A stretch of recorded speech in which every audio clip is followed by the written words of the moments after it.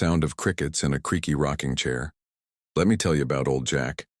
Been making mountain spirits longer than most folks been alive.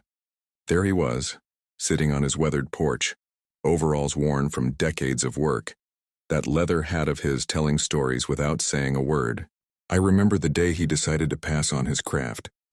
Two young fellows eager to learn showed up at his door. Jack just smiled, that knowing glint in his eye, and said, "Boys, there's more to this art than just cooking up corn." He took them deep into the woods, showing them how to spot the perfect spring water, clean and sweet, filtered through limestone. "Water's the soul of good shine," he'd say, running his calloused hands through the crystal-clear stream. Then came the lessons about corn. Not just any corn would do. Had to be the right kind, grown in mountain soil. Jack taught them how to test the kernels, crush them just right, and mix the perfect mash. Patience, he'd remind them. Rushing good whiskey is like rushing a sunset, ain't gonna make it come any faster. The still itself, now that was something to behold.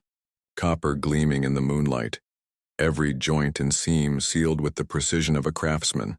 Jack showed them how to build it piece by piece, sharing tricks passed down through generations. "This ain't just metal and solder," he'd say, "it's heritage in your hands." But the real magic was in the running. Jack taught them to read the steam, to feel the temperature just by touching the copper, to know exactly when to make the cuts. "Listen to the whisper of the shine," he'd tell them. "It'll speak to you if you're patient enough to hear it." Sound of liquid dripping. Watching old Jack pass on his knowledge, you could see the pride in his eyes. Not just teaching a craft, but preserving a piece of mountain history, a tradition older than the hills themselves. Those young fellows learned more than making moonshine that summer. They learned about respect, patience, and the value of doing things the right way. And that's what old Jack was really passing on. Not just a recipe, but a way of life distilled through generations, pure as mountain spring water.